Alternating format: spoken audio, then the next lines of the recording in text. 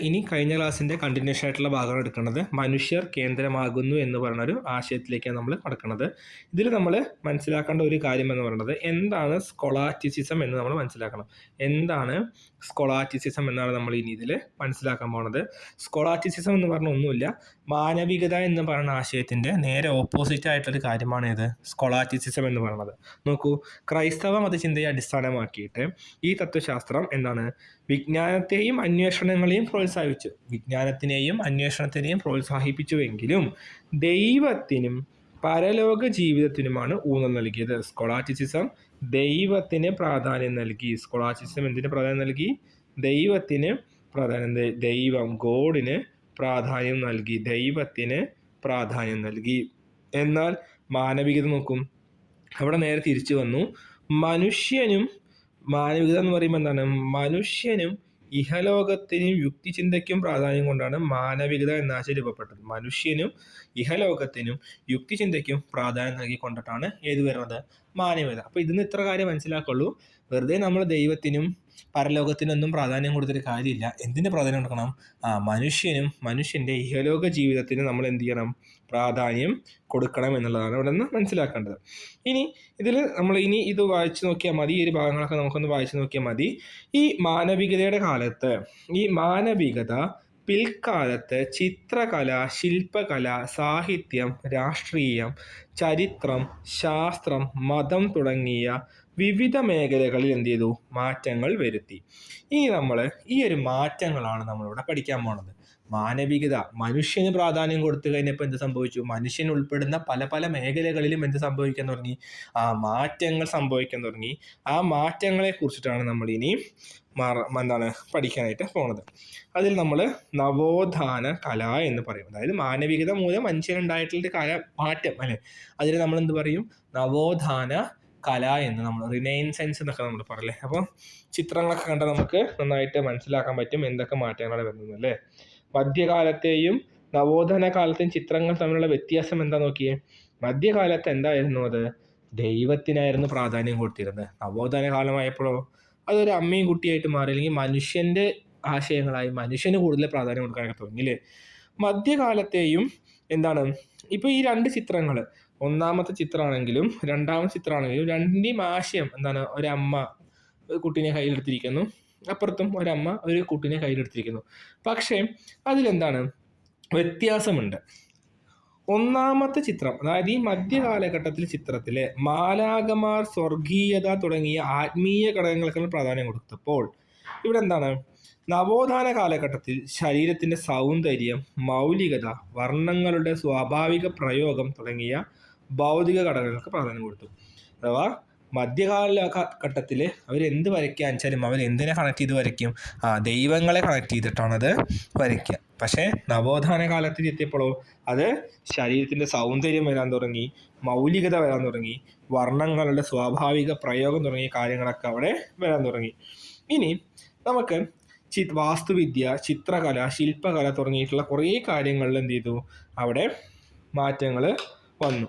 ഇവിടെ ഇനി മനസ്സിലാക്കേണ്ട ഒരു കാര്യമാണ്, യൂറോപ്പിലെ പ്രധാന വാണിജ്യ കേന്ദ്രങ്ങളിൽ ഒന്നായ ഫ്ലോറൻസ് നഗരമായിരുന്നു ഇറ്റലിയിലെ നവോത്ഥാന കലയുടെ പ്രധാന കേന്ദ്രം. അപ്പോൾ ഇറ്റലിയിലെ നവോത്ഥാന കലയിലെ പ്രധാന കേന്ദ്രം ഏതാണെന്ന് ചോദിക്കും. അതേതാണ്? ഇറ്റലിയിലെ നവോത്ഥാന കലയുടെ പ്രധാനപ്പെട്ട കേന്ദ്രം അത് ഫ്ലോറൻസ് ആണ്. ഇപ്പം നമ്മൾ ഇവിടുന്ന് മനസ്സിലാക്കേണ്ട 2-3 കാര്യങ്ങൾ. മധ്യകാലത്തിലെയും നവോത്ഥാന കാലത്തിലെയും മാറ്റങ്ങൾ എന്തൊക്കെയായിരുന്നു? മധ്യകാലഘട്ടത്തിൽ ചിത്രങ്ങളിൽ മാലാഖമാർ, സ്വർഗീയത, അല്ലെങ്കിൽ ദൈവത്തിൻ്റെ പ്രാധാന്യം, ദൈവവുമായി ബന്ധപ്പെട്ട് വരയ്ക്കുമ്പോൾ നവോത്ഥാന കാലഘട്ടത്തിൽ എന്താണത്, മനുഷ്യൻ്റെ സൗന്ദര്യ രൂപീകരണം, അങ്ങനത്തെ മൗലിക തുടങ്ങിയ ആശയങ്ങളിലേക്ക് വന്നു. അതുപോലെ തന്നെ നമ്മളിവിടെ പഠിച്ച സ്കോളാറ്റിസിസം എന്ന് പറയുമ്പോൾ എന്താണ്, അത് മനുഷ്യൻ്റെ യുക്തിചിന്തയ്ക്കൊക്കെ പ്രാധാന്യം കൊടുത്തു എങ്കിൽ പോലും അത് ദൈവത്തിനും പരലോക ജീവിതത്തിനും, ശ്രദ്ധിക്കണം, സ്കോളാറ്റിസിസം എന്ന് പറഞ്ഞാൽ ദൈവത്തിനും പരലോക ജീവിതത്തിനുമാണ്. അതിൽ നിന്നും വ്യത്യസ്തമായിട്ടാണ് മാനവികത വരുന്നത്.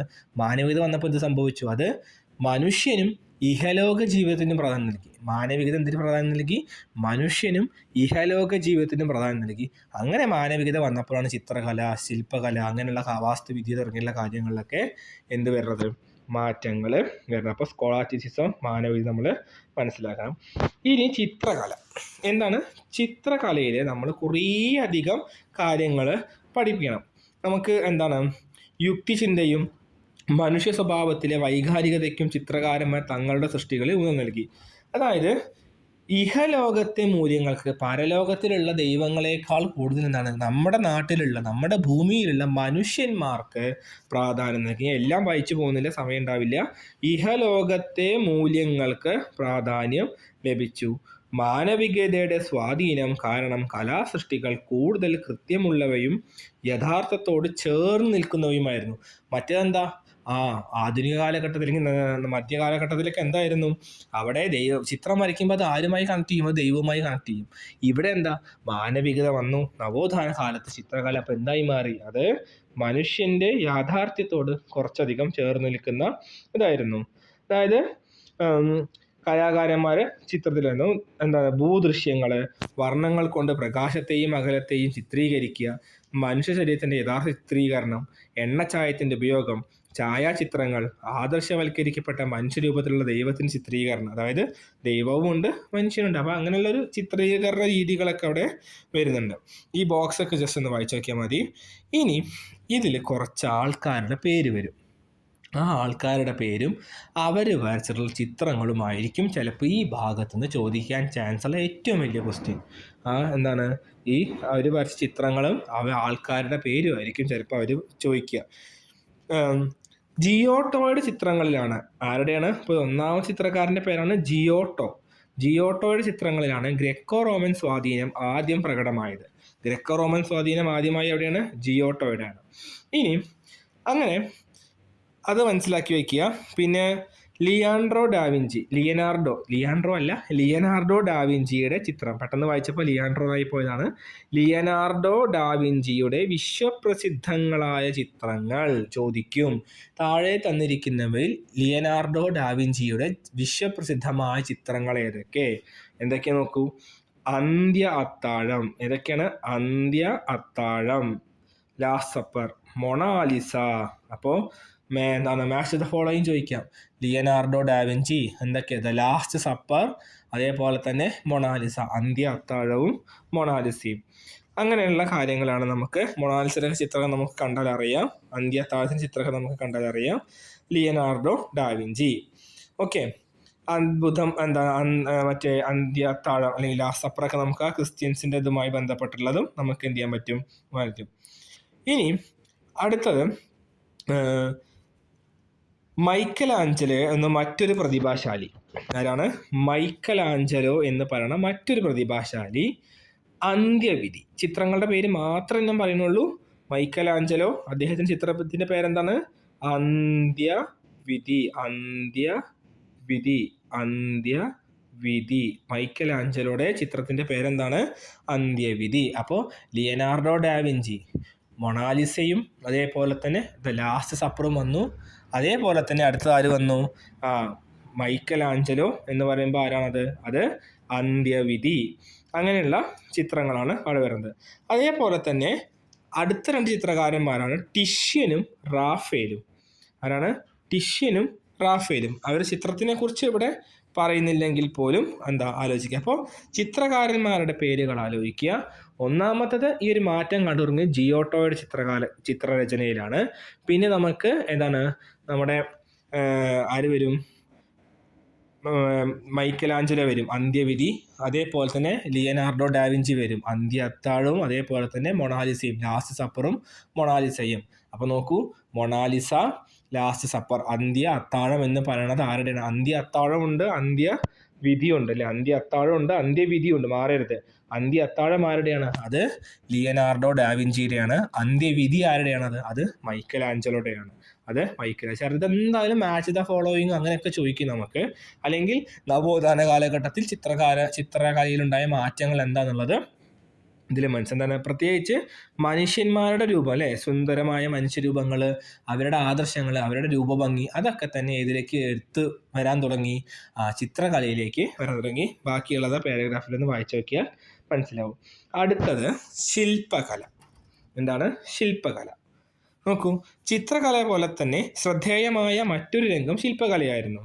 അതിൽ പ്രധാനപ്പെട്ട ഒരാൾ, ഇതിൽ ആൾക്കാരുടെ പേര് നിങ്ങളോട് മറക്കരുത് കേട്ടോ. ഡൊണാട്ടെല്ലോ.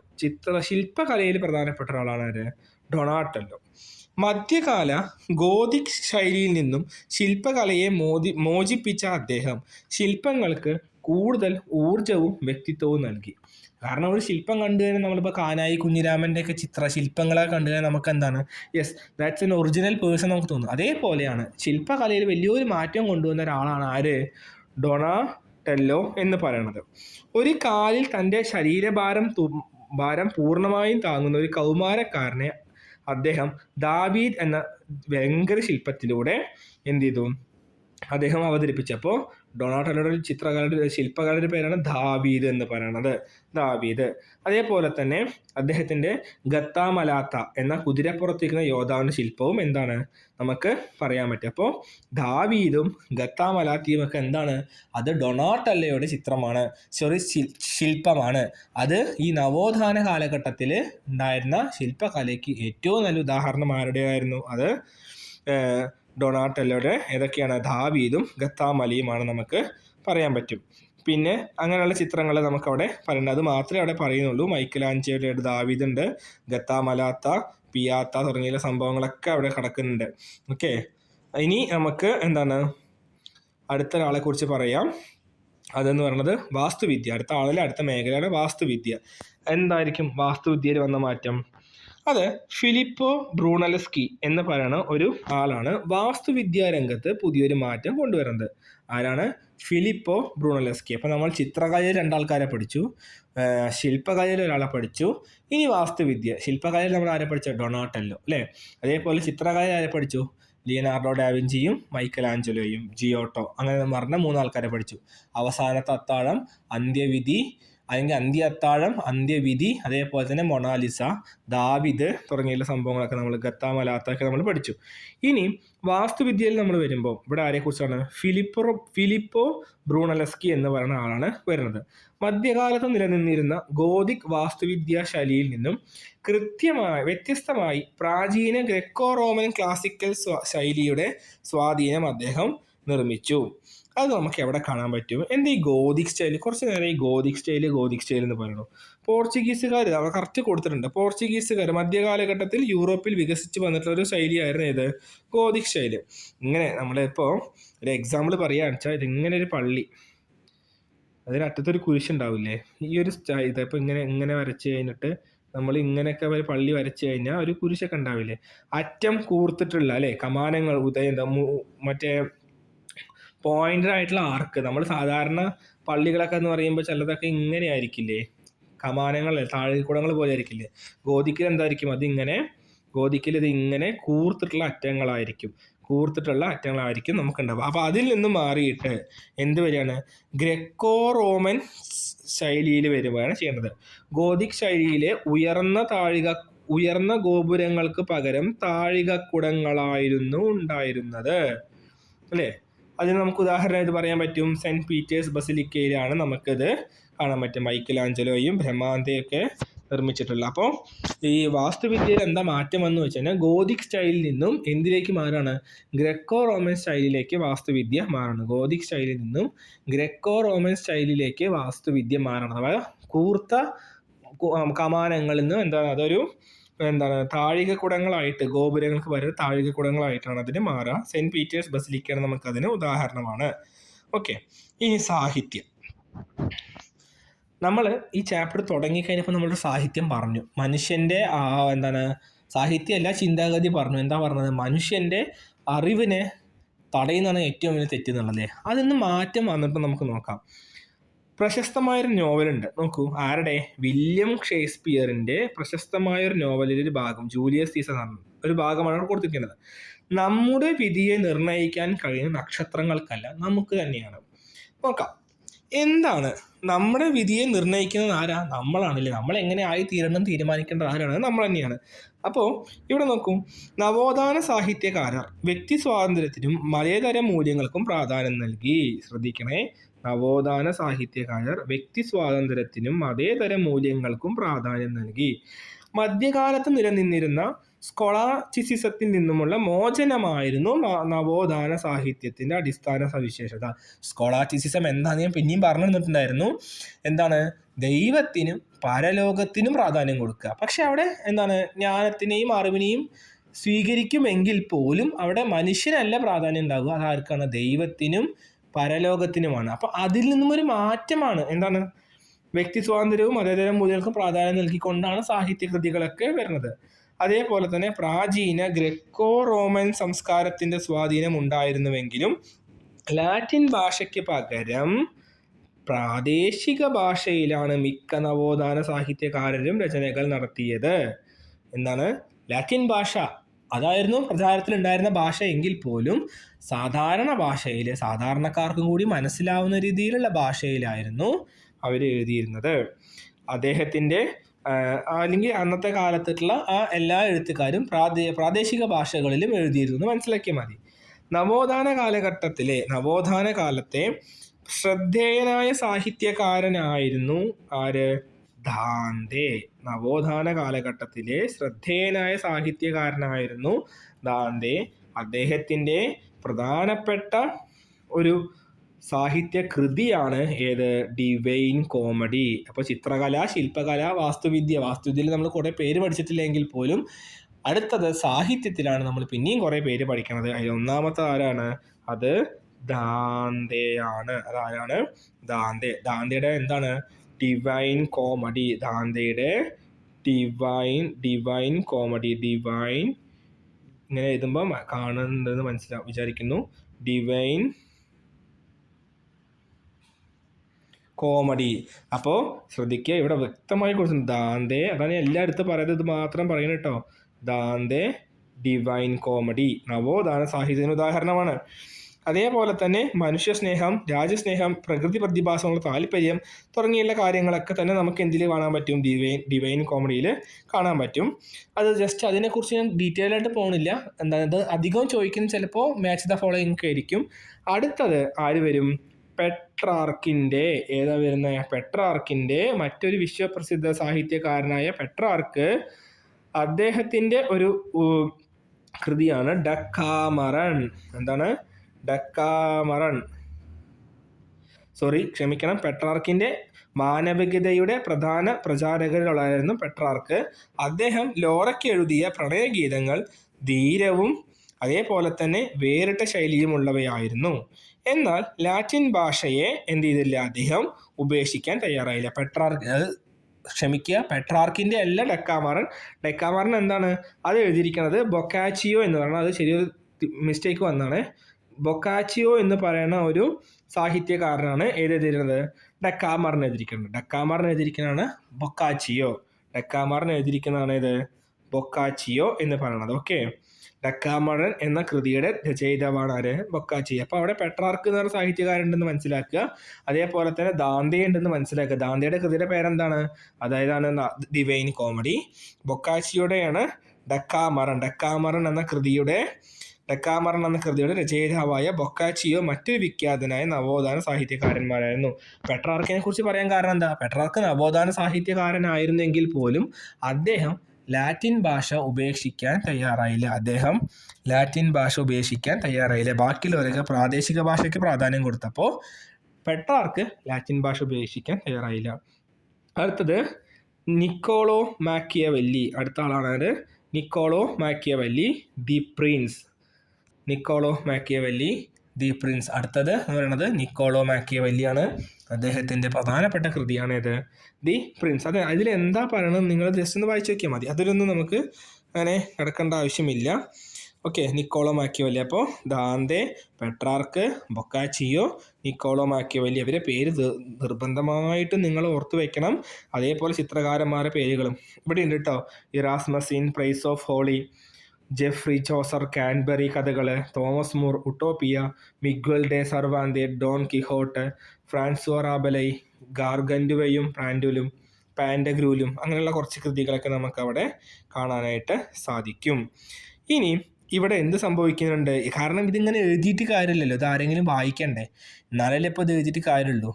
അപ്പോൾ അവിടെ എന്ത് സംഭവിക്കണം? അച്ചടിയന്ത്രത്തിൻ്റെ കണ്ടുപിടുത്തം സംഭവിക്കുന്നു. എന്താണ്? അച്ചടിശാലയിലെ അച്ചടി യന്ത്രം നവോത്ഥാന സാഹിത്യ രചനകളെ ജനകീയമാക്കുന്നതിൽ എന്ത് സുപ്രധാന പങ്ക് വഹിച്ചു? അച്ചടി യന്ത്രം സുപ്രധാന പങ്ക് വഹിച്ചു. ആരാ അച്ചടി യന്ത്രം കണ്ടുപിടിച്ച് ചോദിക്കാം? അതാരാണ്? ജോഹാൻസ് ഗുട്ടൻബർഗ് ആണ് അച്ചടി യന്ത്രം കണ്ടുപിടിച്ചത്. ജോഹാൻസ് ഗുട്ടൻബർഗ് ആണ് അച്ചടി യന്ത്രം കണ്ടുപിടിച്ചത്. അതുകൊണ്ട് തന്നെ എന്ത് സംഭവിച്ചു? ഈ ഒരു മാറ്റം വലിയ എന്താണ് അച്ചടിയന്ത്രത്തിൻ്റെ മാറ്റം എല്ലാവരിലും ഈ കൃതികളൊക്കെ എത്തിക്കാനായിട്ട് വലിയ സഹായം ആയി. ഇനി ചരിത്രരചന, നവോത്ഥാനവും ചരിത്രരചനയുമാണ് നമ്മളിനി പറയാൻ പോണത്. ഓക്കെ, നമുക്കറിയാം ലോകചരിത്രം നമുക്ക് പ്രാചീനകാലം, മധ്യകാലം, അങ്ങനെ നമുക്ക് 3ആയി തിരിച്ചിട്ടുണ്ടെങ്കിൽ പോലും എന്താണ് ഇവിടെ 5-ാം നൂറ്റാണ്ട് വരെ, CE 5-ാം നൂറ്റാണ്ട് വരെയുള്ള കാലം പ്രാചീന കാലമെന്നും തുടർന്ന് 15-ാം നൂറ്റാണ്ട് വരെയുള്ള കാലം മധ്യകാലം എന്നും അറിയപ്പെടുന്നു. 15-ാം നൂറ്റാണ്ടിന് ശേഷമുള്ള കാലമാണ് നമ്മൾ എന്തിനെ അറിയപ്പെടുന്നത്? അതിനെ ആധുനിക കാലമായിട്ട് പരിഗണിക്കുന്നത്. ഈ നവോത്ഥാന കാലഘട്ടത്തിലാണെങ്കിൽ ഈ രീതി നവോത്ഥാന കാലഘട്ടത്തിലാണ്. അതായത് പണ്ടൊക്കെ ഒരേപോലെയായിരുന്നു. പിന്നീട് എന്താണ് നമുക്ക് മനസ്സിലാക്കാൻ വേണ്ടിയിട്ട് ആണ് എന്ത് സംഭവിക്കുന്നത്? ആധുനികം, പ്രാചീനം, നവീനം എന്നൊക്കെ നമ്മൾ പറയണത്. ഓക്കെ, ഇറ്റാലിയൻ ചരിത്രകാരരായ ഫ്ലാവിയോ ബിയാൻഡോ, ലിയനാർഡോ ബ്രൂണി എന്നിവരാണ് ഈ രീതി ആവിഷ്കരിച്ചത്. എന്ത്? ചരിത്രത്തെ പ്രാചീനം, മധ്യകാലം, ആധുനിക കാലം എന്നിങ്ങനെ തരംതിരിച്ചതാരായിരുന്നു? ഇറ്റാലിയൻ ചരിത്രകാരരായ ഫ്ലാവിയോ ബിയാൻഡോ, അതേപോലെ തന്നെ ലിയനാർഡോ ബ്രൂണി. അങ്ങനെ ആണ് വരുന്നത്. ഇനി എന്തൊക്കെയാണ് നമുക്ക് ഈ മാറ്റങ്ങൾ എന്ന് നോക്കാം. അത് ജസ്റ്റ് ആ ഭാഗങ്ങളൊന്ന് വായിച്ചു നോക്കുക. അഥവാ അവിടെ ക്രോണിക്കിൾസ് വരും. നോക്കൂ. മധ്യകാല ക്രൈസ്തവ പാരമ്പര്യത്തിൽ നിന്നും മതേതര ജീവിതത്തിലേക്കും ചിന്തയിലേക്കുമുള്ള മാറ്റം ചിത്രരചനയിലും പ്രതിഫലിച്ചു. ചരിത്ര സംഭവങ്ങൾ ദൈവസൃഷ്ടിയാണെന്നും ചരിത്രത്തിൻ്റെ ഗതി നിർണ്ണയിക്കുന്ന ഒരു അതീന്ദ്ര ശക്തിയാണെന്നുമുള്ള കാഴ്ചപ്പാടാണ് മധ്യകാലത്ത് നിലനിന്നിരുന്നത്. എന്നാൽ ഈ കാഴ്ച നവോത്ഥാന കാലത്ത് പ്രസക്തി നഷ്ടപ്പെട്ടു. മനുഷ്യ കേന്ദ്രീകൃതമായ ചരിത്രാഖ്യാനങ്ങൾക്ക് അംഗീകാരം ലഭിക്കാൻ തുടങ്ങി. സന്യാസിമാരുടെ ദിനവൃത്താന്തങ്ങൾ അഥവാ ക്രോണിക്കിൾസിനും പുരോഹിതരുടെ ജീവിത കഥകൾക്കും ഉപരിയായി മനുഷ്യജീവിതം ചിത്രരചനയുടെ കേന്ദ്രബിന്ദു. നമ്മളിപ്പോൾ കണ്ടു എന്താണ് മാനവികതയിൽ എന്ന് പറയുമ്പോൾ മനുഷ്യനാണ് പ്രാധാന്യം കൊടുക്കുന്നത്, അല്ലാതെ ദൈവത്തിനോ ദൈവത്തിൻ്റെ കാര്യങ്ങൾക്കോ ഒന്നുമല്ല. അവിടെ മറ്റേത് ഈ പണ്ട് കാലത്തൊക്കെ എഴുതുമ്പോൾ എന്താ വരുന്നത്? ഫുള്ള് ദൈവവുമായി ബന്ധപ്പെട്ട കാര്യങ്ങളാണ്, ദൈവത്തിൻ്റെയുമായി ബന്ധപ്പെട്ടാണ് എല്ലാം എഴുതുന്നത്. പിന്നീട് എന്ത് സംഭവിച്ചു? മാനവികത കൂടി വന്നു കഴിഞ്ഞപ്പോൾ അവിടെ മനുഷ്യനും എന്ത് സംഭവിച്ചു? മാറ്റങ്ങളും ഒക്കെ വരാനായിട്ട് തുടങ്ങി എന്നാണ് പറയുന്നത്. ഇനി നവോത്ഥാനവും ശാസ്ത്രവുമാണ് നമ്മളിനി പറയുന്നത്. ഏകദേശം കഴിയാനായി. നവോത്ഥാനവും ശാസ്ത്രവും, മതനവീകരണം, അതുപോലെ തന്നെ മതനവീകരണം, ഇത്രയാണ് നമുക്കിതിൽ പറയാനുള്ളത്. നവോത്ഥാനവും ശാസ്ത്രത്തിൽ എന്ത് മാറ്റമാണ് നവോത്ഥാനത്തിൽ കൊണ്ടുവന്നത്? ചിത്രം കണ്ടാൽ നമുക്കറിയാം. കോപ്പർനിക്കസ് വരുന്നു, ഗലീലിയോ വരുന്നു, ഐസക് ന്യൂട്ടൺ വരുന്നു. ഇതിലും വലിയ മാറ്റം എന്താ ശാസ്ത്രത്തിൽ വരാൻ പോണത്? നോക്കൂ. നവോത്ഥാനം ആധുനിക ശാസ്ത്രത്തിലെ പ്രശസ്ത ജർമ്മൻ, അത് ജസ്റ്റ് വായിച്ചു നോക്കിയാൽ മതി. ഗലീലിയോയുടെ ജീവിതത്തെക്കുറിച്ചാണ് നമ്മളവിടെ പറയണത്. നവോത്ഥാനം ആധുനിക ശാസ്ത്രത്തിന്റെ വളർച്ചയ്ക്ക് അടിത്തറയിട്ടു. നവോത്ഥാന കാലത്ത് ശ്രദ്ധേയമായ മാറ്റങ്ങളുണ്ടായ പ്രധാന മേഖല ജ്യോതിശാസ്ത്രമായിരുന്നു. അപ്പോൾ ജ്യോതിശാസ്ത്ര മേഖലയിൽ വലിയ മാറ്റമുണ്ടായി. എന്താണ്? പ്രപഞ്ചത്തിന്റെ ചലനങ്ങളെ നിയന്ത്രിക്കുന്നത് ഭൗതിക ശക്തികളാണെന്ന കാഴ്ചപ്പാട് എന്ത് ചെയ്തു? അതും ശാസ്ത്രജ്ഞർ മുന്നോട്ട് വെച്ചു. പ്രപഞ്ചത്തിന്റെ കേന്ദ്രം ഭൂമിയാണെന്നുള്ള ടോളമിയുടെ സിദ്ധാന്തം 16-ാം നൂറ്റാണ്ട് വരെയും വെല്ലുവിളികൾ നേരിടാതെ നിലകൊണ്ടു. എന്താ പറഞ്ഞത്? പ്രപഞ്ചത്തിന്റെ കേന്ദ്രം ഭൂമിയാണെന്നുള്ള ടോളമിയുടെ സിദ്ധാന്തം 16-ാം നൂറ്റാണ്ട് വരെ നിന്നു. എന്നാൽ പോളണ്ടുകാരനും പുരോഹിതനുമായ കോപ്പർനിക്കസ് ഇതിനടുത്ത് പറഞ്ഞു, ഭൂമിയിലെ അല്ലെങ്കിൽ സൗരയൂഥത്തിന്റെ കേന്ദ്രം എന്തല്ല? ഭൂമിയല്ല. എന്താണ്? പ്രപഞ്ചത്തിന്റെ കേന്ദ്രം ഭൂമിയല്ല, മറിച്ച് സൂര്യനാണെന്ന് അദ്ദേഹം വാദിക്കുകയും ഭൂമിയും മറ്റ് ഗ്രഹങ്ങളും സൂര്യനെ വലം വയ്ക്കുകയാണെന്ന് നിരീക്ഷിക്കുകയും ചെയ്തു. അപ്പം അങ്ങനെ ഒരു മാറ്റം വരുന്നത് 16-ാം നൂറ്റാണ്ട് വരെ അങ്ങനെ വിശ്വസിച്ചു. എന്താണ്? ഭൂമിയാണ് സൗരയൂഥത്തിന്റെ കേന്ദ്രം അത്. പക്ഷെ ആര് പറഞ്ഞു? കോപ്പർനിക്കസ് എന്ത് പറഞ്ഞു? അങ്ങനെയൊന്നുമല്ല, ഭൂമിയല്ല, സൂര്യനാണ്, സണ്ണാണ് അതിൻ്റെ കേന്ദ്രം. ഭൂമി ഉൾപ്പെടെയുള്ള മറ്റ് ഗ്രഹങ്ങളാണ് സൂര്യനെ ചുറ്റുന്നത്. അങ്ങനെ ഗലീലിയോ ജൊഹന്നാസ് കെപ്ലർ തുടങ്ങിയിട്ടുള്ള ആളുകൾ ഈ കോപ്പർനിക്കസിന്റെ ഈ വാദത്തിനെ കൂടുതൽ എന്ത് ചെയ്തു ശരിവെക്കാനുള്ള കണ്ടുപിടുത്തങ്ങൾ കണ്ടെത്തി. അതേപോലെ തന്നെ എന്താണ് കെപ്ലർ എന്ത് കണ്ടുപിടിച്ചു? സൂര്യനിൽ നിന്നുള്ള അകലത്തിനനുസരിച്ച് ഗ്രഹങ്ങളുടെ വേഗതയിൽ വ്യത്യാസം വരുന്നുവെന്ന് കെപ്ലർ കണ്ടെത്തി. അത് നമുക്കൊക്കെ അറിയാവുന്നതാണ്. ഗുരുത്വാകർഷണ സിദ്ധാന്തം ആര് കൊണ്ടുവരുന്നു? ഐസക് ന്യൂട്ടൺ കൊണ്ടുവരുന്നു. ഗലീലിയോ ഗലീലി എന്ത് സംഭവിക്കുന്നു?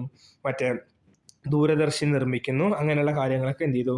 ഗലീലിയോ ഗലീലിയും കണ്ടുപിടിച്ചു. അങ്ങനെയൊക്കെ എന്ത് ചെയ്തു? അതും സൂര്യനാണ് ഭൂമിയുടെ കേന്ദ്രമെന്നും ഭൂമിയല്ല സൂര്യനാണ് പ്രപഞ്ചത്തിന്റെ കേന്ദ്രമെന്നും ഭൂമിയല്ല പ്രപഞ്ചത്തിന്റെ കേന്ദ്രമെന്നും നമുക്ക് എന്ത് ചെയ്യാൻ പറ്റി? മനസ്സിലാക്കി കൊടുക്കാൻ പറ്റി. ഇനി സ്വിറ്റ്സർലാൻഡുകാരനായ പാരസെൽസസ് രോഗങ്ങളുടെ കാരണങ്ങൾ അന്വേഷിക്കുകയും അവയുടെ പ്രതിവിധികൾ കണ്ടെത്താൻ ശ്രമിക്കുകയും ചെയ്തു. അതേപോലെ തന്നെ ഫസ്റ്റത്തെ പോസ്റ്റ്മോർട്ടമൊക്കെ നടക്കുന്ന സമയത്ത് ആൻഡ്രിയസ് വെസാലിയസ് മൃതശരീരങ്ങളെ കീറിമുറിച്ച്, അതൊന്നും നമുക്ക് അത്ര തന്നെ ഇമ്പോർട്ടൻ്റ് അല്ല, ചിത്രകാരിയും വാസ്തുവിദ്യയും കാര്യങ്ങളൊക്കെ ഒന്ന് ആലോചിച്ച് വയ്ക്കുക. ഇനി ഇതിൽ ചോദിക്കുന്ന ഒരു 2 പ്രധാനപ്പെട്ട കാര്യമാണ്, ലാസ്റ്റത്തെ പോയിന്റാണ്, മതനവീകരണവും അതേപോലെ തന്നെ പ്രതിമത നവീകരണവും, റിഫോർമേഷനും ആൻറ്റി റിഫോർമേഷനും. നോക്കൂ, നവോത്ഥാനത്തിന്റെ സ്വാധീനം സ്വാഭാവികമായിട്ട് നമുക്ക് എവിടെയും കാണാൻ പറ്റും? മതരംഗത്തും കാണാൻ പറ്റും. ഓക്കെ, മാനവികവാദികൾ രചിച്ച ആക്ഷേപഹാസ്യ കൃതികളും ജോൺ വൈക്ലിഫ്, ജോൺ ഹസ്, സവോനറോള തുടങ്ങിയവരുടെ വിമർശനങ്ങളും കത്തോലിക്ക സഭയിൽ നിലനിന്നിരുന്ന ചില പ്രവണതകൾക്കും വിശ്വാസങ്ങൾക്കും എതിരായി പ്രതിഷേധങ്ങൾ രൂപം കൊള്ളുന്നതിന് പശ്ചാത്തലമൊരുക്കി. അതായത് ഇത്ര മനസ്സിലാക്കിയാൽ മതി, ആൾക്കാരെ പേരൊന്നും ഓർത്തില്ലെങ്കിലും മതനവീകരണം എന്ന് പറയുമ്പോൾ മതത്തിനുള്ളിൽ കുറേ മാറ്റങ്ങൾ വന്നു. ജനങ്ങൾ എന്ത് ചെയ്തു, അല്ലെങ്കിൽ സാഹിത്യകാരം എന്ത് ചെയ്തു? കത്തോലിക്ക സഭയ്ക്കുള്ളിൽ അല്ലെങ്കിൽ ക്രൈസ്തവ മതത്തിനുള്ളിലുള്ള പല ആചാരങ്ങൾക്കെതിരെയും എന്ത് ചെയ്തു? അവര് പ്രതിഷേധങ്ങൾ സാഹിത്യ രൂപത്തിലും അങ്ങനെ ഇഷ്ടംപോലെ രീതിയിൽ അവർ ആക്ഷേപഹാസ്യ കൃതികളിലൂടെയൊക്കെ തന്നെ അവര് ജനങ്ങളിലേക്ക് എത്തിക്കാൻ തുടങ്ങി. ജനങ്ങളിൽ നിന്ന് പണം സമാഹരിക്കാനായി പുറത്തിറക്കിയ പാപവിമോചന പത്രത്തിന്റെ വിൽപ്പനയായിരുന്നു അക്കാലത്ത് ഏറ്റവും കൂടുതൽ പ്രതിഷേധം ക്ഷണിച്ചു വരുത്തിയത്. പാപവിമോചന പത്രം പണം നൽകി വാങ്ങിയാൽ പാപങ്ങളിൽ നിന്നും മോചനം നേടാമെന്ന് മത നേതൃത്വം ജനങ്ങളോട് ആഹ്വാനം ചെയ്തു. നല്ല രസമുള്ള കാര്യമാണ് അല്ലേ? വിമോചന പത്രം നിങ്ങൾ പണം കൊടുത്ത് വാങ്ങിയാൽ നിങ്ങൾക്ക് എന്ത് ചെയ്യാൻ പറ്റും?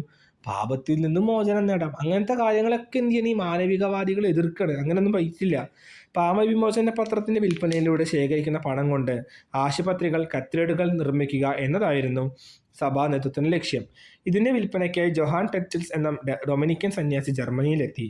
പാപവിമോചന പത്രത്തിന്റെ വിൽപ്പനയിൽ പ്രതിഷേധിച്ച് ജർമ്മനിയുടെ വിറ്റൻബർഗ് ദേവാലയത്തിന്റെ വാതിലിൽ 1517 മാർട്ടിൻ ലൂതർ എന്ന പുരോഹിതൻ തന്റെ 95 പ്രബന്ധങ്ങൾ പതിപ്പിച്ചു. അത് ചോദിക്കാം, 95 പ്രബന്ധങ്ങൾ ആരുമായി ബന്ധപ്പെട്ടിരിക്കുന്നു? അത് മാർട്ടിൻ ലൂതറുമായി ബന്ധപ്പെട്ടിരിക്കുന്നു. ഇത് പ്രൊട്ടസ്റ്റന്റ് പ്രസ്ഥാനം എന്ന മതനവീകരണ പ്രസ്ഥാനത്തിന്റെ ആരംഭമായി കണക്കാക്കുന്നു. പ്രൊട്ടസ്റ്റന്റ് പ്രസ്ഥാനത്തിന്റെ ഒരു ഇതൊക്കെ ആയിട്ട് നമുക്ക് എന്ത് ചെയ്യാൻ പറ്റും? കാണാൻ പറ്റി. പിന്നെ ജർമ്മൻ ഭാഷയിലേക്ക് പകരം ലാറ്റിൻ ഭാഷയൊക്കെ ഉപയോഗിച്ചു എന്നൊക്കെയാണ് പറയണത്. അതേപോലെ തന്നെ ജർമ്മനിയിലെ സർവകലാശാലകളിലും എന്താണ് മതനവീകരണത്തിന്റെ പശ്ചാത്തലങ്ങൾ ഉണ്ടായെന്ന് പറയണു. അങ്ങനത്തെ കാര്യങ്ങളൊക്കെ ജസ്റ്റ് ഒന്ന് വായിച്ചു നോക്കിയാൽ മതി. നികുതി പിരിവിലും ദേവാലയങ്ങളുടെ നിയമനങ്ങളിലും പുരോഹിതർക്കുണ്ടായ അധികാരത്തെയും അപ്രമാദിത്വത്തെയും ഭരണാധികാരികൾ ഇഷ്ടപ്പെട്ടിരുന്നില്ല. ഇനി പ്രതിമത നവീകരണം.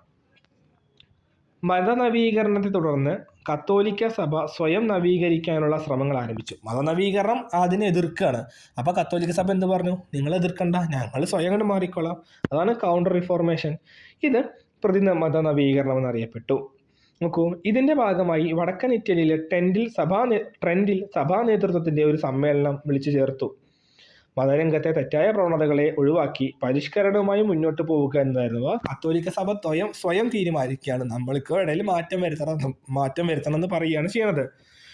ഇങ്ങനെ തൽഫലമായി പാപവിമോചന പത്രത്തിന്റെ വിൽപ്പന നിരോധിച്ചു. വിശ്വാസികൾ വായിക്കാൻ പാടില്ലാത്ത പുസ്തകങ്ങളുടെ പട്ടികയിൽ ഇൻഡെക്സ് പ്രസിദ്ധീകരിച്ചു. മധ്യകാലത്ത് നിലനിന്നിരുന്ന മതവിചാരണ കോടതി എന്ത് ചെയ്തു? പുനഃസ്ഥാപിച്ചു. സ്പെയിൻകാരനായ ഇഗ്നേഷ്യസ് ലയോള എന്ന പുരോഹിതൻ സ്ഥാപിച്ച സൊസൈറ്റി ഓഫ് ജീസസ്, ചിലപ്പോൾ ചോദിക്കും കേട്ടോ, സൊസൈറ്റി ഓഫ് ജീസസ് ആര് സ്ഥാപിച്ചതാണ്? ഇഗ്നേഷ്യസ് ലയോള എന്ന് പറയുന്ന വ്യക്തിയാണ്. അദ്ദേഹത്തിൻ്റെ പ്രധാനപ്പെട്ട പങ്ക് വഹിച്ചു. അങ്ങനെയുള്ള കാര്യങ്ങളൊക്കെ നമുക്ക് എന്ത് ചെയ്യാൻ പറ്റും?